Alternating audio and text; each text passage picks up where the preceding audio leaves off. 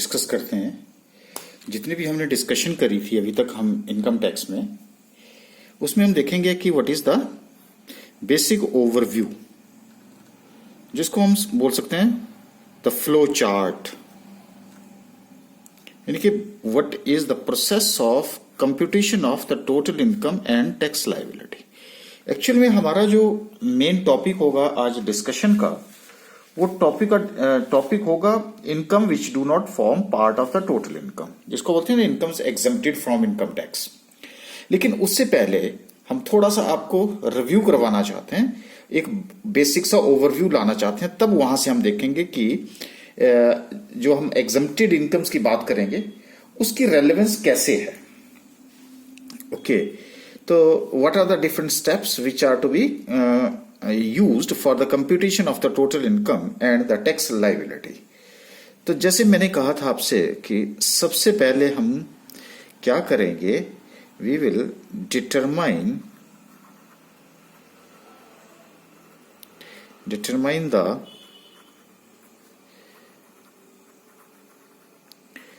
the residential status of SSC, जो कि हमने इससे पहले वाले चैप्टर में डिस्कस किया।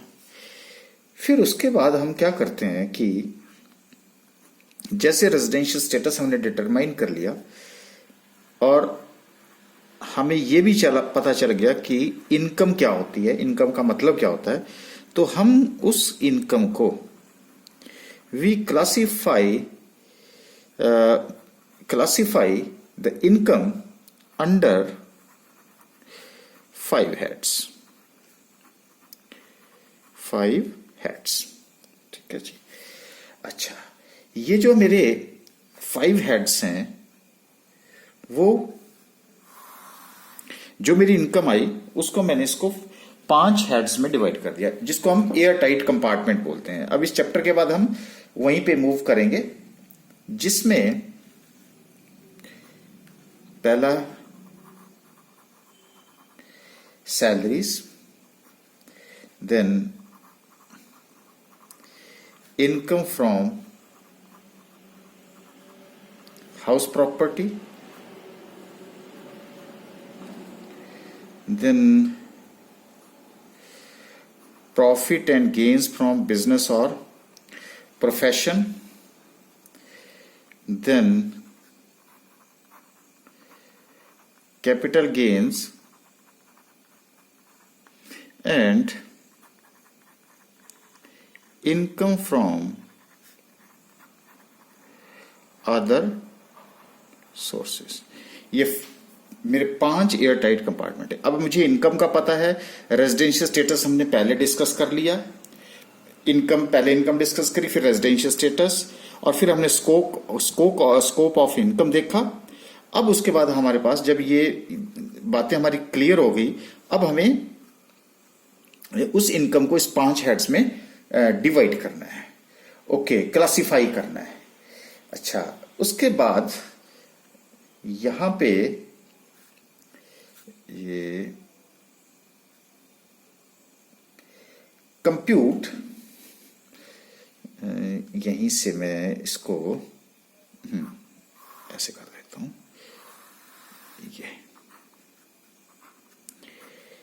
ये कर दिया मैंने। अब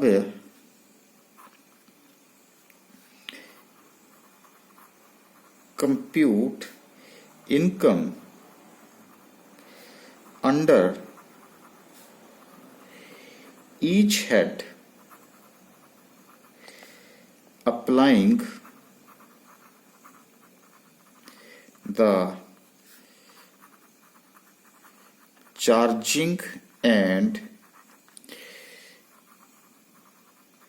deeming provisions and providing for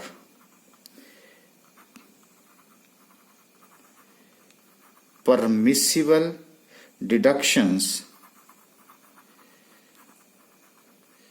oblique exemptions। अब बस यहीं से हमारा जो है उसकी रेलेवेंस स्टार्ट हो जाएगी, देयर अंडर, हर हेड के अंडर। अब हम जो डिडक्शंस और एग्जम्पशंस, ये नई वर्ड्स हमारे पास यहां पे आ गया। ओके, अब मैं क्या करूंगा कि जब हमने ये बात कर दी, अब मैं क्लबिंग प्रोविजन अप्लाई करूंगा। Apply the clubbing provisions to include income of, instance बता देता हूं, जैसे income of spouse, minor, child etcetera. यहां पे मेरे क्लबिंग प्रोविजन शुरू हो जाएंगे।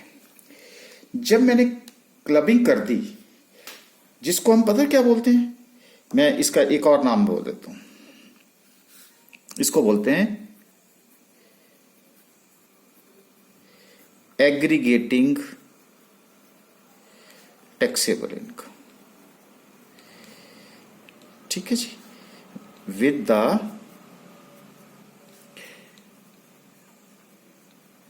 Provisions of clubbing.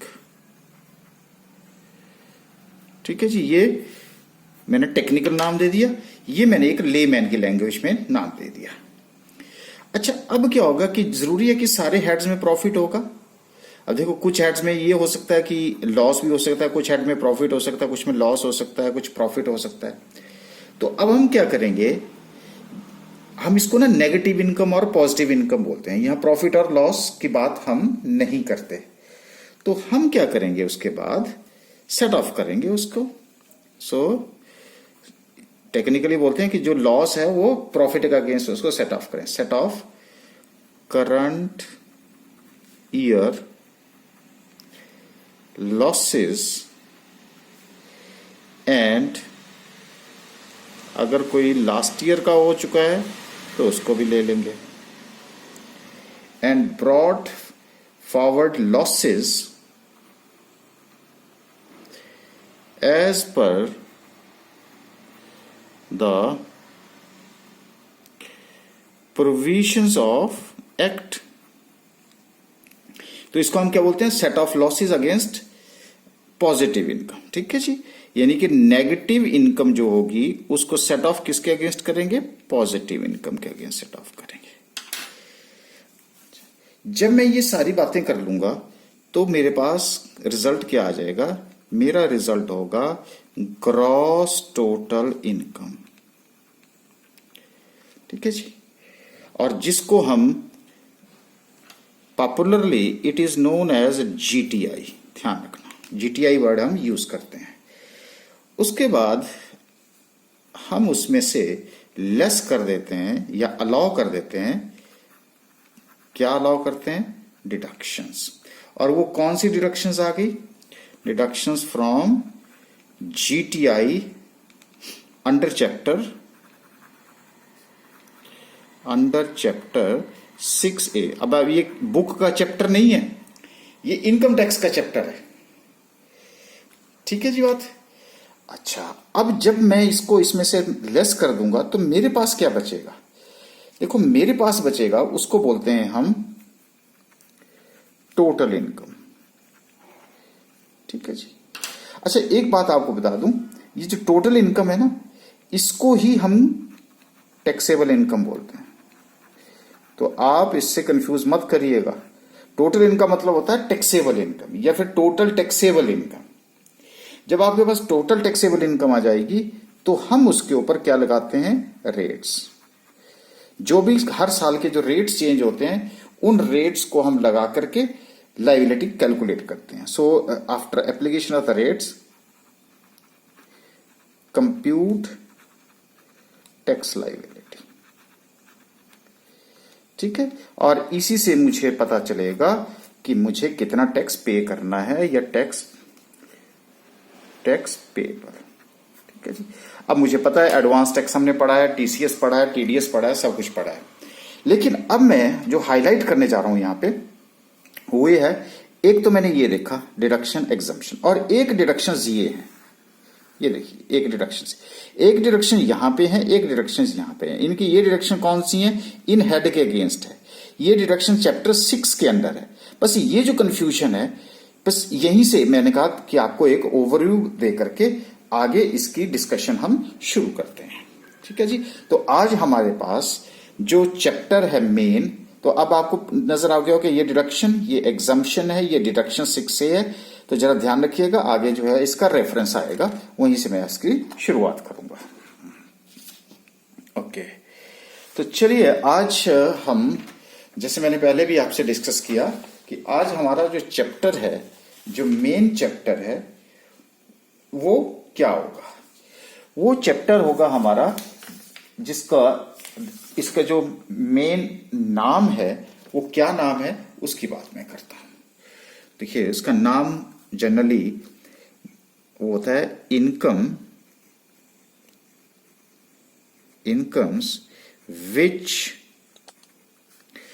Do not form part of, अब मैं लिख रहा हूं टोटल इनकम। तो टोटल इनकम का मतलब क्या है यहां, टैक्सेबल इनकम। बस इसके साथ आपने कंफ्यूज नहीं करना है। और दूसरे वर्ड्स में अगर मैं इसको कहूं तो इसको हम बोलते हैं इनकम्स, इसी चैप्टर का दूसरा नाम क्या है, इनकम्स एग्जम्प्टेड फ्रॉम टैक्स। ठीक है, और पॉपुलरली ये चैप्टर का नाम होता है एग्जम्प्टेड इनकम्स। बस इतना ध्यान रखिएगा, these are known as exempted incomes.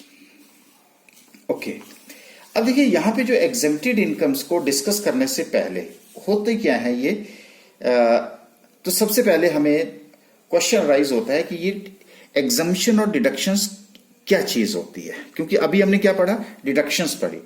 बहुत सारी ऐसी आइटम्स होती हैं इनकम्स की जो कि डिफरेंट क्लॉजेस के अंडर होती हैं, लेकिन हम उसको टोटल इनकम में से उसको एक्सक्लूड कर देते हैं। जब हम उसको एक्सक्लूड कर देते हैं तो उसको मोस्टली हम एग्जम्प्टेड इनकम्स कहते हैं। ठीक है, लेकिन मैं इससे पहले कि मैं उसको डिस्कस करूं, सबसे पहले क्वेश्चन राइज होता है कि ये एग्जम्पशंस और डिडक्शंस में फर्क क्या होता है। तो यहां पे क्योंकि डिडक्शन और हम बात कर रहे हैं एग्जम्पशंस की, तो वर्सेस एग्जम्पशंस। ठीक है जी। तो वहां पे हमने डिडक्शंस पढ़ी, वहां पे हमने एग्जम्पशंस भी पढ़ी। अच्छा, अब मैं वैसे पहले एक लेमैन की लैंग्वेज में आपको बताऊं कि ये डिडक्शंस और एग्जम्पशंस की क्या बात है। देखो, मान लीजिए कि ये जो इनकम टैक्स का पेपर है ये बीकॉम सेकेंड ईयर में है। अब मान लो कि बीकॉम थर्ड ईयर का बच्चा आता है और वो बीकॉम सेकेंड ईयर में आकर के कहता है कि सर मैं इनकम टैक्स की क्लास नहीं लगाऊंगा क्योंकि मैंने इनकम टैक्स पहले पढ़ रखा है। तो मैं उसको क्या बोलूंगा, ठीक है भाई क्लास में मत आइएगा। ठीक है, तो आप क्या बोलते हैं, भाई आपको हमने क्लास से एग्जम्प्ट कर दिया। होगी ये बात क्लियर? एक मोटे तौर पे मैं आपको बता रहा हूं, फिर ये कंसेप्ट आपको क्लियर हो जाएगा। उसी तरह से अगर मान लीजिए कि आपकी क्लास में बीकॉम सेकेंड ईयर की क्लास में कुछ बच्चे जो है इंटेलिजेंट हैं, वो कहते हैं कि सर आप ये जो टॉपिक करा रहे हैं इसमें से कुछ बातें जो है हमें पहले ही पता है। तो मैं उनको ये बोलूंगा कि हाँ ठीक है, लेकिन ऐसा है पढ़ना तो आपको पड़ेगा। अगर पढ़ना पड़ेगा, बाकी ये आपके ऊपर डिपेंड करता है कि आपने कौन सा नहीं पढ़ना है, कौन सा पढ़ रखा है, किसके ऊपर कितना टाइम देना है, वो आपके ऊपर डिपेंड करता है। तो अगर मैं ऐसी बात करूंगा तो मैं उसको डिडक्शंस बोलूंगा, यानी कि उनको पढ़ाऊंगा तो है लेकिन वो उसका जो इफेक्ट है वो उनके ऊपर डिपेंड करता है। यहां तो मैंने सब बच्चों को बोला क्योंकि उन्होंने कहा कि जी हमने तो पहले ही पढ़ चुका है, तो उसको मैं एग्जम्पशन की भी बात करूंगा। ये तो एक लेमैन की लैंग्वेज में बात करोगे। तो अगर मैं आपको एग्जम्पशन की बात करूं तो ये जो सेक्शन 2 सब सेक्शन 24 जो हमने पहले भी पढ़ा था, वो कहता है कि ये जो एग्जम्पशंस हैं ये इनकम का पार्ट होगा ही नहीं, यानी कि it is not included in the total income of the SSC for being charge to income tax, unless अगर उनको एग्जम्प्ट नहीं किया है। तो अगर मैं डिडक्शन कहूं तो डिडक्शन का मतलब यहां पे क्या होगा, डिडक्शन का मतलब ये होगा कि वो इनकम का पार्ट तो बनेगा लेकिन बाद में जो है वो लेस हो जाएगा। ठीक है जी, बाद में लेस हो जाएगा। तो अब आप बोलेंगे कि जी दोनों का पर्पस तो सेम ही है। हाँ बिल्कुल सेम है, इफेक्ट जो है दोनों का सेम है। अगर इफेक्ट सेम है लेकिन हमें अलग अलग रास्ते से जाना पड़ेगा। तो अगर मैं डिडक्शंस की बात करूं तो डिडक्शंस ने एक तरह से क्या हुआ, पहले इनकम का पार्ट बना, जब इनकम का पार्ट बना तो फिर हमने उसको क्या कर दिया, रिड्यूस कर दिया। और जो डिडक्शंस क्या करती हैं, reduced the income, reduced the income. पहले वो इनकम का पार्ट बनेगा, फिर हम उसमें से, उस इनकम में से उतने अमाउंट को लेस कर देंगे। तो इसलिए हमने क्या कहा, रिड्यूस्ड द इनकम। तो फिर एग्जम्पशन क्या होगा, हाँ वो एग्जम्पशन की बात मैंने जैसे मैंने कहा, नॉट ट्रीटेड एज इनकम, इनको इनकम मानना ही नहीं है। ठीक है, अच्छा लेकिन इसका मतलब क्या हुआ, जैसे मैंने कहा किस किस सेक्शन के अंदर, जैसे सेक्शन 10, 11 एंड 12, 13A, 13B, ये जो सेक्शंस हैं ये बोलती हैं कि ये वाली जो इनकम्स हैं इन सेक्शन के अंदर इनको आपने इनको एग्जम्प्ट कर देना है। होगी जी बात क्लियर? अच्छा अब आप बोलेंगे ये 10 से लेकर के 12 तक यहां पे तो एंड तो यहां होना चाहिए, लेकिन ये क्यों एंड है बता देता हूं। यहां एंड का मतलब जो है वो ज्वाइंट से मतलब है यहां पे। ठीक है जी, अच्छा ये जो सेक्शन 10 है आपकी पास, इसके अंदर कुछ एक बातें हम डिस्कस करेंगे जो कि एग्जम्प्टेड है।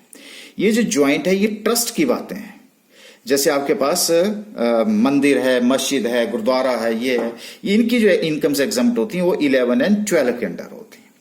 और ये जो 13A है ये किसने रखा है, ये पॉलिटिकल पार्टीज ने अपने पास रखा है। इनकी जो इनकम्स होती हैं वो भी यहां पे एग्जम्प्ट होती हैं, इनको उनको भी उसको भी इनकम नहीं माना जाता। जबकि अदरवाइज सेक्शन किसके अंदर जो है इनकम जो रसीट आपको आती है with in the preview of the income है, जो कि सेक्शन 2 सब सेक्शन 24 में टोटल इनकम का पार्ट बनेगा। लेकिन उसने कहा कि सेक्शन 2 सेक्शन 24 का पार्ट इसलिए नहीं बनेगा क्योंकि these are exempted under section 10, 11 and 12। तो अब मैंने आपको बताया कि डिडक्शन वर्सेस एग्जम्पशन में आपने बिल्कुल कंफ्यूज नहीं करना है। अच्छा अब क्या हो जाता है कि कई बार आपको एक और कंफ्यूजन है। अब जब हम डिडक्शंस की बात कर रहे थे तो आपने दो तरह की डिडक्शंस डिस्कस करी वहां पे, बिल्कुल डिडक्शंस कौन कौन सी करी हमने, ये देखिए एक डिडक्शन यहां पे डिस्कस करी हमने और एक डिडक्शन यहां पे डिस्कस करी। ठीक है जी, दो डिडक्शंस हैं, ये एग्जम्पशंस की बात हो गई। अच्छा तो इनमें दोनों में क्या डिफरेंसेस है, ठीक है, इसको भी हम क्या कर देते हैं, इसको भी मैं दो पार्ट में डिवाइड कर देता हूं। एक आ गई मेरी हेडवाइज डिडक्शन। स्टूडेंट बस यही कंफ्यूज रहता है और वो हमेशा ये देखता रहता है ये क्या कौन कौन सी डिडक्शन है, हमेशा डिडक्शन और एग्जम्पशन में ही कंफ्यूज करता रहता है। और दूसरी डिडक्शंस जो हैं वो हैं डिडक्शंस फ्रॉम, जीटीआई लिख सकता हूं, ग्रॉस टोटल इनकम लिख सकता हूं ना, ओके। और ये भी आपको मैंने बताया था कि ये कौन से चैप्टर के अंदर होती हैं जी, चैप्टर, बुक का चैप्टर नहीं, इनकम टैक्स एक्ट का चैप्टर 6A के अंदर होती हैं। अच्छा ये भी मैं आपको बता देता हूं, ये एक्चुअली सेक्शंस 80C से लेकर के 80U तक होती हैं। और ये जो आपकी हेडवाइज डिडक्शंस हैं, ये हेड मतलब पहले जब आप हेडवाइज कैलकुलेशन करेंगे ना तो उसी टाइम अब आपने क्या देना है, उसकी डिडक्शंस देनी होती है। तो हमने कौन कौन से हेड डिस्कस करे जी, हमने डिस्कस किया सैलरी, बिल्कुल। तो सैलरी की जो डिडक्शन है वो सेक्शन 16 के अंदर देनी है आपने। हमने पढ़ा जी इनकम फ्रॉम हाउस प्रॉपर्टी, ठीक है जी।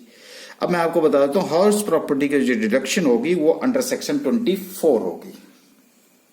सर हमने पढ़ा था profit and gains from business और प्रोफेशन, ठीक है, बिल्कुल थर्ड हेड था। तो इसका मैं आपको बता देता हूं कि सेक्शन 30 से लेकर के सेक्शन 37 सब सेक्शन 1 तक जो है ये जो सेक्शंस हैं ये डिडक्शंस के सेक्शन। उसके बाद सर हमने एक हेड और पढ़ा था जिसका नाम था कैपिटल गेन, बिल्कुल कैपिटल गेन है। तो इसमें जो सेक्शन 48 है और सेक्शन 54 है उसके अंदर आपको डिडक्शन दी जाएगी। सर हमने एक और पढ़ा था उसका नाम था इनकम फ्रॉम अदर सोर्सेस, बिल्कुल सही पढ़ा आपने, इनकम फ्रॉम अदर सोर्सेस। और ये इसकी जो डिडक्शंस हैं वो सेक्शन 57 के अंदर है, ठीक है जी। तो ये क्या हो गई हमारी, ये हेड वाइज डिडक्शंस हो गई। These are all are to be treated here as head wise deductions. अब ये देखिए, अब मैंने जो आपसे पहले बताया, तो हमने क्या किया, पहले salary, house property, profit and gain profession, capital gain, income from other sources. उसमें से हमने कहा compute income under each head applying the charging and dimming provision and provide for permissible deductions oblique exemptions. ये वाली deductions कौन सी होगी जी, head wise. जब आप हेड की कैलकुलेशन करेंगे तो उस टाइम आप इसकी कैलकुलेशंस, इन डिडक्शंस को या एग्जम्पशन को उसमें से माइनस करेंगे। और देखिए फिर क्लबिंग करेंगे, फिर set of and carry forward losses करेंगे, फिर आपके पास जीटीआई आएगी, जीटीआई के बाद जाके डिडक्शंस करेंगे। तो जब डिडक्शंस वो करेंगे तो वो डिडक्शंस कौन सी हुई, तो मैंने कहा ना डिडक्शंस फ्रॉम जीटीआई, और ये कौन सी हो गई, हेड वाइज डिडक्शन। ये कौन सी हो गई, deductions from GTI, gross total income, जो कि 80C से लेकर के 80U, और इसको लेस करने के बाद आपको क्या मिल जाता है, टोटल इनकम मिल जाती है। तो ये हो गया हमारे पास।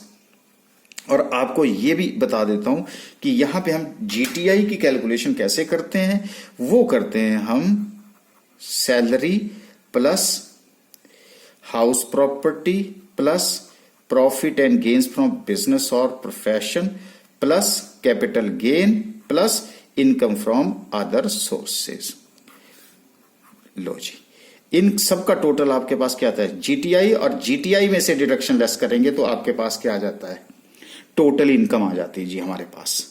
तो मुझे लगता है कि अब आपको ये क्लियर हो गया होगा कि ये एग्जम्पशंस क्या चीज होती है, डिडक्शंस क्या होता है, डिडक्शंस को हमने हेडवाइज डिडक्शन कब देना है, और ये जो डिडक्शन है ये चैप्टर 6A के अंडर जो है, जब सारी हमारे पास ये जो इनकम, देखो सैलरी में से ये वाली डिडक्शन माइनस करेंगे तो यहां आ जाएगा, ये करेंगे तो ये आ जाएगा, ये आ जाएगा, ये हमारा ये उसका जो टोटल होता है वो बन जाता है जीटीआई, और जीटीआई में से डिडक्शंस को हम लेस करेंगे तो मेरे पास क्या बन जाता है, टोटल इनकम बन जाती है।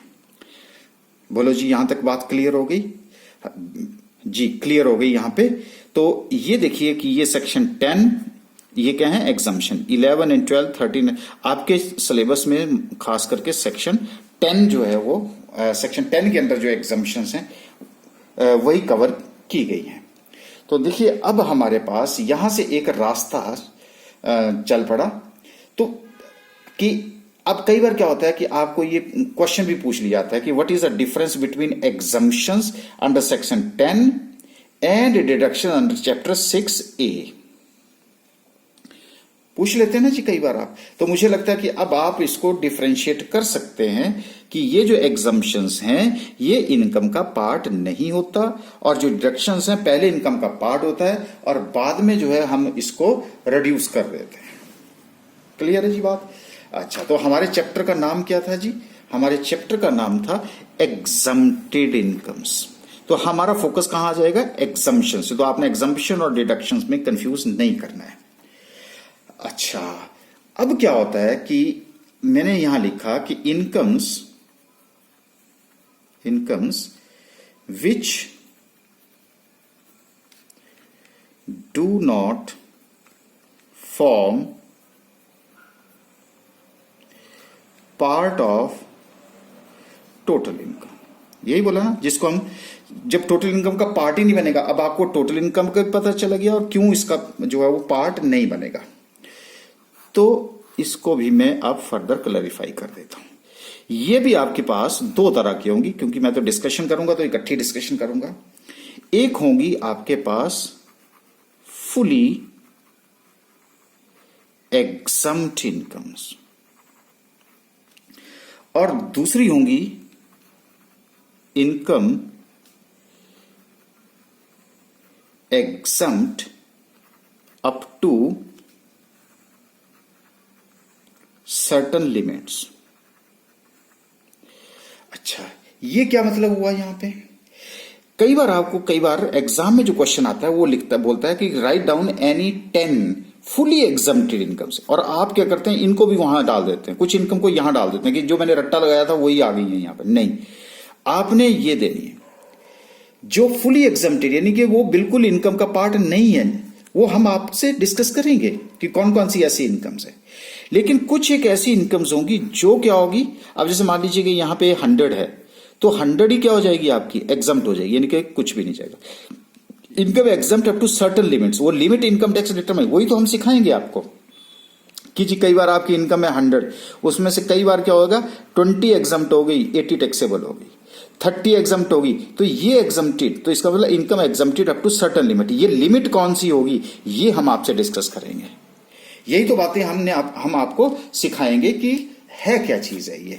तो अब कई बार अगर एग्जाम में क्वेश्चन आ जाए आपको, तो आपने उसको कंफ्यूज नहीं करना है कि ये पूछ क्या रहा है और हम उसका रिप्लाई क्या कर रहे हैं, क्या दे रहे हैं। ठीक है जी बात यहां पर। अच्छा, तो इसी को हम क्या बोलते हैं, तभी तो इसका नाम क्या है, एग्जम्प्टेड फ्रॉम टैक्स। तो एग्जम्प्टेड का मतलब फुली एग्जम्प्टेड नहीं होता, एग्जम्प्टेड का मतलब पार्शियल एग्जम्पशन नहीं होता, ये हम डिटरमाइन करेंगे। लेकिन एग्जाम में अगर क्वेश्चन आ जाए तो आपने फुली एग्जम्प्टेड पूछा है तो फुली पे लेना है, ये नहीं कि कुछ यहां से उठाई कुछ यहां से उठाई और अपना रिप्लाई वहां पे आंसर दे आए। बिल्कुल नहीं, आपने ऐसा नहीं करना है। तो अब हम क्या करेंगे, तो यहां से हम कहां से स्टार्ट हुए थे, सेक्शन 10, 11 एंड 12, 13, 13A या 13B जो कि पॉलिटिकल पार्टीज की बातें हैं, लेकिन आपके सिलेबस में ये 10 है। 10 में से भी आपके पास ये 40-50 होंगी यहाँ पे, और 40-50 में से कुछ आपकी फुली एग्जम्प्टेड होंगी और कुछ जो है आपकी कुछ लेवल तक जो है एग्जम्प्ट होंगी और कुछ उसके बाद जो है वो टैक्सेबल होंगी। तो अब हम स्टार्ट करते हैं सेक्शन 10 के अंडर जो है वो ऐसी कौन कौन सी इनकम्स हैं which are exempted from income tax. तो इनकम एग्जम्प्ट अंडर सेक्शन 10। तो पहली इनकम आपके पास एग्रीकल्चरल इनकम, ये सबसे बड़ी इनकम है agriculture income which is exempted from income tax. अच्छा, अब आपने एग्जम्प्ट इनकम टैक्स जो एग्रीकल्चर इनकम के ऊपर लेवी किया जाता है वो सेक्शन 10 सब सेक्शन 1 के अंडर जो है वो एग्जम्प्ट होता है, यानी कि ये टोटल इनकम का पार्ट नहीं होता। ये कॉन्स्टिट्यूशन के अकॉर्डिंगली हमें ये दे रखा है। अच्छा, तो अब हमारे पास क्वेश्चन अराइज होता है कि एग्रीकल्चर इनकम होती क्या है। तो सबसे पहले हम बात करते हैं क्योंकि डिटेल में डिस्कस कर लेते हैं इसको। इंडिया में सबसे, क्योंकि मैक्सिमम इनकम एग्रीकल्चर इनकम, हर आदमी के पास एग्रीकल्चर इनकम होती है। मीनिंग ऑफ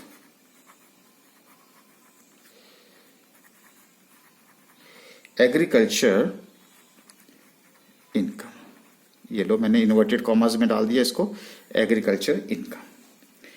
देखिए, एग्रीकल्चर इनकम यहां पे 5 तरह की इनकम होती है। पहली होती है हमारे पास, कहता रेंट और रेवेन्यू डिराइव्ड फ्रॉम लैंड, बात करेंगे इसकी। दूसरी इनकम होती है, कहता income derived from land bye agriculture. बस उसके बाद थर्ड इनकम हो जाती है हमारी income derived from land by processing of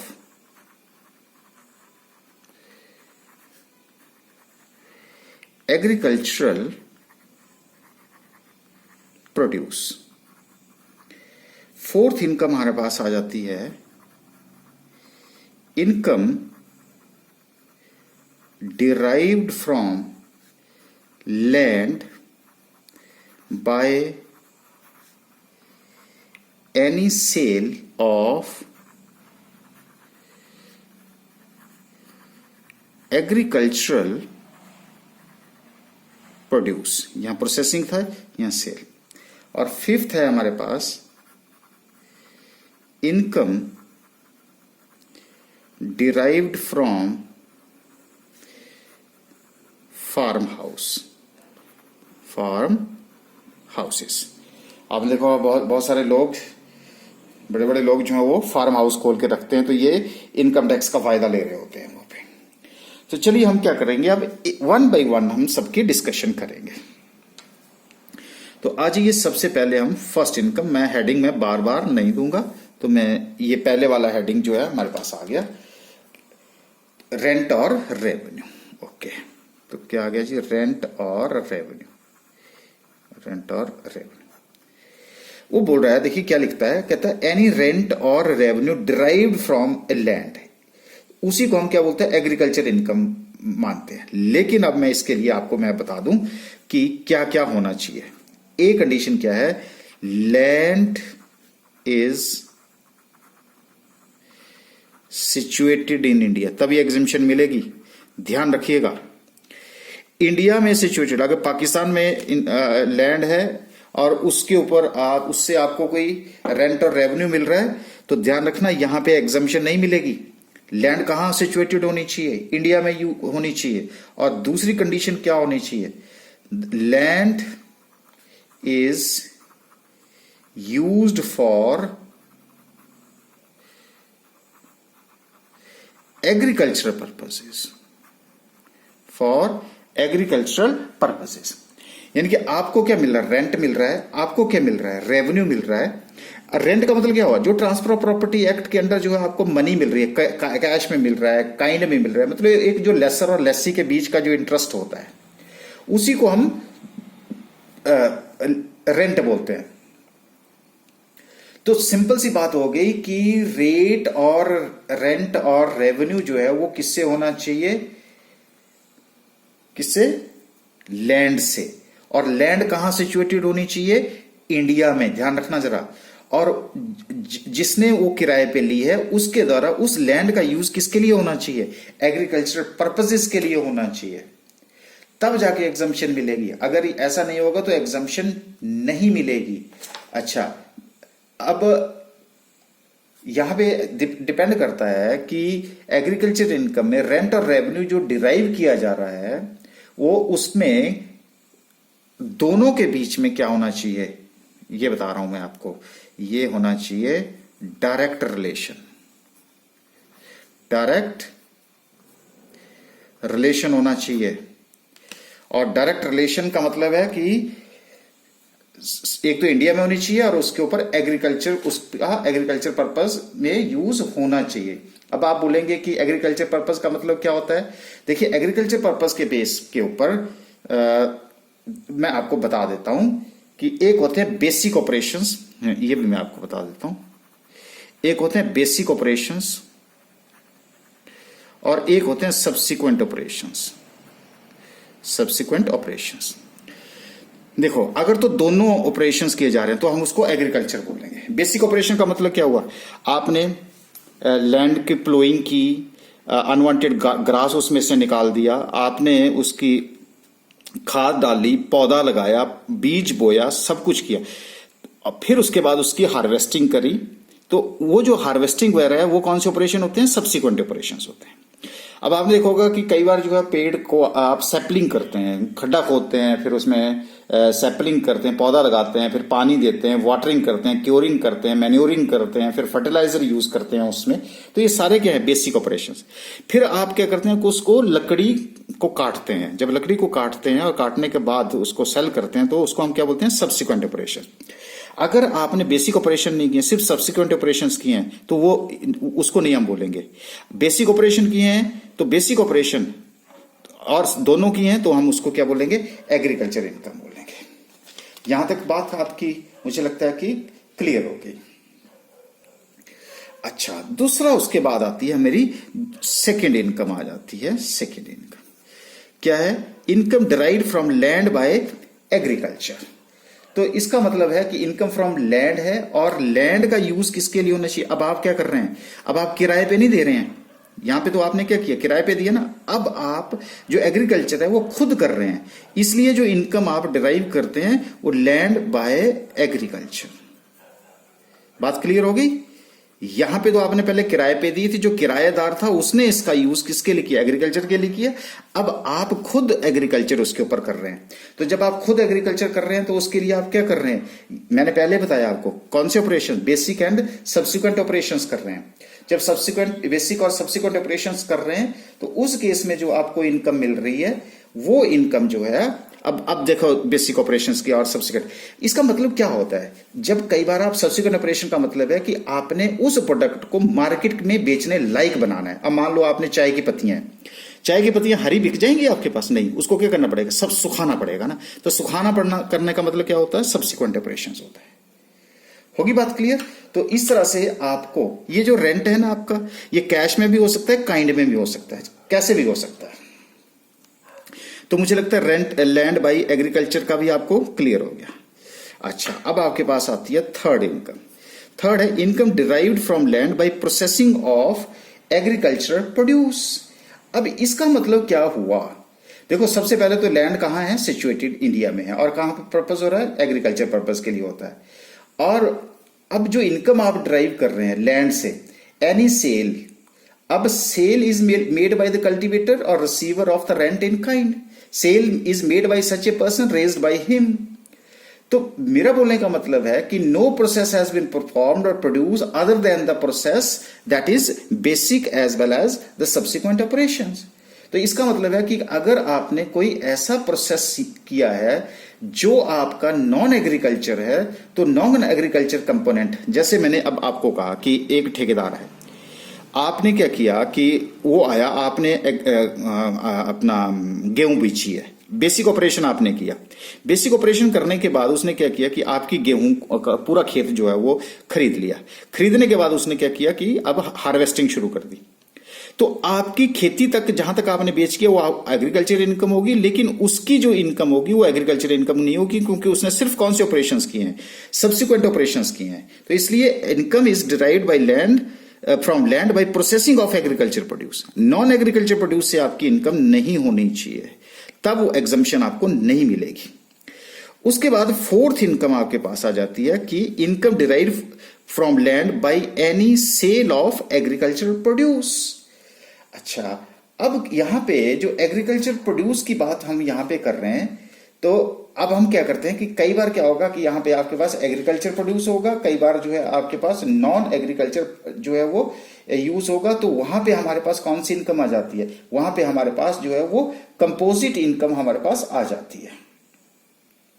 okay, तो अब यहां पे income derived by land any derived from land by any sale of agriculture produce. Okay, तो अब आपने क्या किया कि जो आपने प्रोडक्ट, जैसे मैं आपको बता देता हूं कि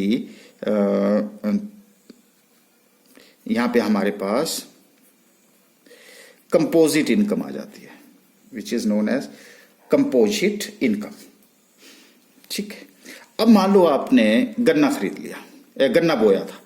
अब गन्ना मार्केट में वैसे बिक जाएगा, लेकिन अगर आप उससे शुगर निकालोगे तो शुगर फिर चीनी बेचोगे, तो चीनी में क्या होगा, जहां तक आपका गन्ना गया था वो एग्रीकल्चर, उससे आगे का प्रोड्यूस जो है वो नॉन एग्रीकल्चर। तो कौन सी इनकम एग्जम्प्ट होगी, एग्रीकल्चर, आगे वाली इनकम नहीं होगी। अच्छा, अब आ जाइए आप फिफ्थ इनकम जो सबसे इंपॉर्टेंट है, income from the farm house. Okay, क्या इसका मतलब क्या हुआ, आपके वहां पे जो जहां पे आपकी लैंड है उस लैंड में एक घर है, ठीक है जी, हाउस है, और वो हाउस, हाउस का मतलब है बिल्डिंग है, ये समझ लीजिए, ये समझ लीजिए बिल्डिंग है, और बिल्डिंग आपके द्वारा ऑक्युपाई की गई है। या फिर अगर आप ऑक्युपाई नहीं कर रहे हैं तो जिसको आपने किराए पे दे रखी है, रेंट रेवेन्यू जो रिसीव कर रहा है, उसने उस बिल्डिंग को ले रखा है आपसे, और वो जो बिल्डिंग है उस बिल्डिंग का यूज किसके लिए हो रहा है? एग्रीकल्चर पर्पज के लिए हो रहा है।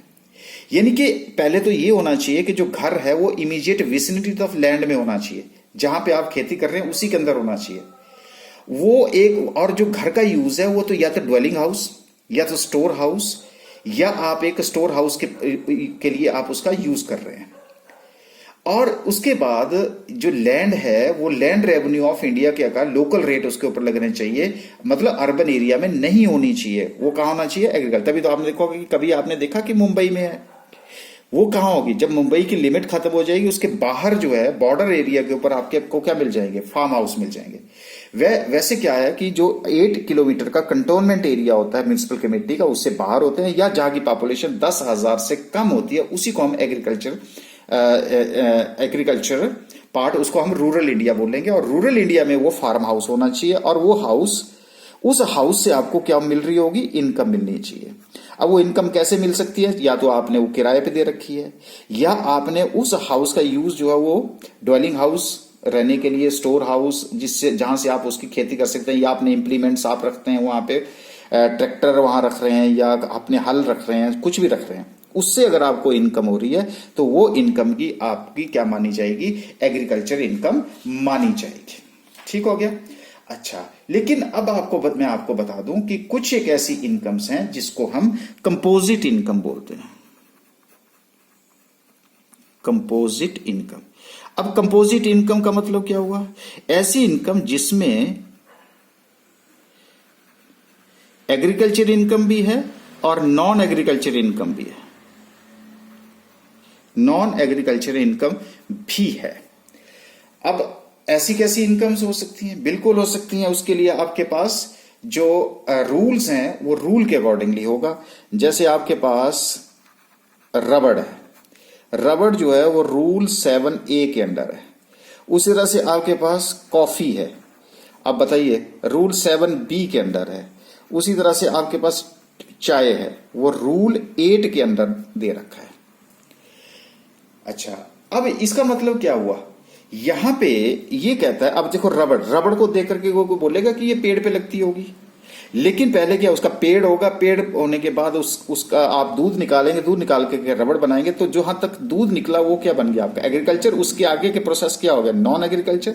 तो यहां पे रूल के अकॉर्डिंगली होता है कि ये जो 35% पोर्शन है उसको हम क्या मानेंगे? 35% को जो है वो और 65 को एग्रीकल्चर मानेंगे और 35 को नॉन एग्रीकल्चर मानेंगे। तो एग्जम्पशन किसके ऊपर मिलेगी? एग्रीकल्चर के ऊपर, नॉन एग्रीकल्चर के ऊपर नहीं मिलेगी। उसी तरह से अगर आपके पास कॉफी है तो कॉफी में 40% जो है वो नॉन एग्रीकल्चर है और 60% जो है वो एग्रीकल्चर है। ये आपने वहीं बता देना है न्यूमेरिकल में अगर ऐसा होगा। उसी तरह से आपके पास टी है, टी में भी क्या है? 40% नॉन एग्रीकल्चर है, 60% जो है वो एग्रीकल्चर है। तो आपकी एग्जम्पशन किसके ऊपर मिल जाएगी? एग्रीकल्चर के ऊपर मिल जाएगी। ये तो हुए रूल। लेकिन कई जगह पे ऐसा होगा कि आपके पास रूल अप्लाई नहीं हो रहे हैं। अगर रूल अप्लाई नहीं हो रहे हैं तो अब मान लेता हूं कि जैसे मान लीजिए कि शुगर है, ठीक है जी। अब आपने क्या करना है कि शुगर में आप गन्ना प्रोड्यूस करने तक तो क्या बन गई? एग्रीकल्चर, और उसके बाद जो है बन गई आपकी नॉन एग्रीकल्चर। और यहां रूल जो है आपको बाइफरकेट नहीं करता। तो आपने क्या करना है? आपने क्या करना कि जितने भी प्रोसेसेस लगे एग्रीकल्चर तक उसकी कॉस्टिंग करनी है आपने। और कॉस्टिंग करते करते आपने ये देखना कि इसको प्रोड्यूस करने के लिए कितनी कॉस्ट लगी और उसके बाद वाले प्रोसेस के लिए कितनी कॉस्ट लगी, और उसी कॉस्ट को आपने ऐड करके कॉस्टिंग करके आपने कैलकुलेट करना है कि ये एग्रीकल्चर है और ये हमारी नॉन एग्रीकल्चरल इनकम है। यहां तक बात क्लियर होगी? तो जैसे मैंने कहा कि सेक्शन 10 सबसेक्शन 1, अगर किसी के पास प्योर एग्रीकल्चर इनकम है, सिर्फ एग्रीकल्चर इनकम है, तो वो सेक्शन 10 सबसेक्शन 1 के अंदर जो है वो फुली एग्जेम्प्टेड होगी। लेकिन अब मैं आपको बता दूं कि हुआ क्या कि कुछ टाइम में लोगों ने कहा कि जी फार्मर की इनकम जो है बहुत बढ़ गई है और उसके ऊपर अब टैक्स लग जाना चाहिए। तो ये बात उठी, तो फिर उसके बाद एक कमेटी बिठाई गई और कमेटी ने बोला कि नहीं जी, जैसा आप बोल रहे हैं वैसे उतनी उनकी इनकम जो है वो इंक्रीज नहीं हुई है। अगर उतनी ज्यादा इनकम जो है उनकी इंक्रीज नहीं हुई है तो फिर क्या करना चाहिए। तो फिर उन्होंने क्या किया कि एक प्रोसेस निकाला टैक्स के लिए, और वो निकाला आपको इंटीग्रेशन का। इंटीग्रेशन का मतलब है कि जिस पर्सन के पास एग्रीकल्चर इनकम है और साथ में नॉन एग्रीकल्चर इनकम है, तो एग्रीकल्चर इनकम को नॉन एग्रीकल्चर इनकम के साथ ऐड करके इंटीग्रेट करके उसकी टैक्स लायबिलिटी कैलकुलेट की जाएगी। तो आगे वाला प्रोसेस मैं आपसे डिस्कस नहीं करूंगा क्योंकि ये आपके सिलेबस की बात नहीं है, इंटीग्रेशन की बात आपकी नहीं है। आपको तो हमने क्या पढ़ाना था, एग्जम्प्ट पढ़ाना है। तो एग्जम्पशन के केस में जिसके पास प्योर एग्रीकल्चर इनकम है वो कितने सोर्सेज से आएगी, 5 सोर्सेज से आएगी। पहला, आप अपनी जमीन को किराए पे देते हैं और वो जो किराया है वो आ रहा है, और वो लेकिन जो किराएदार है उस लैंड का यूज किसके लिए कर रहा है, वो एग्रीकल्चर के लिए। यहां पे आप खुद एग्रीकल्चर कर रहे हैं, यहां पे आप क्या कर रहे हैं, एग्रीकल्चर प्रोड्यूस को प्रोसेस कर रहे हैं, और यहां पे आप उस एग्रीकल्चर प्रोड्यूस को सेल करके अगर आपको इनकम होती है। और ये आपका फार्म हाउस है, और फार्म हाउस कहां होना चाहिए, with in the vicinity of that agriculture land, and that land should be out of the 8 kilometers of the cantonment area or where the population is less than 10,000, and that land is to be called here as a rural land in the rural area. That's why the farmhouse is also in the rural area. And if that is a house and which has been rented out, or that house is used as a dwelling house or is to be used as a storehouse, then whatever the income is derived from that house is to be treated here as an agriculture income. So therefore agriculture incomes are of 5 types and which are fully exempted from income tax. तो इससे आगे फिर हम next वाली discuss करेंगे, section 10 subsection 2, जो कि हम नेक्स्ट लेक्चर में डिस्कस करेंगे।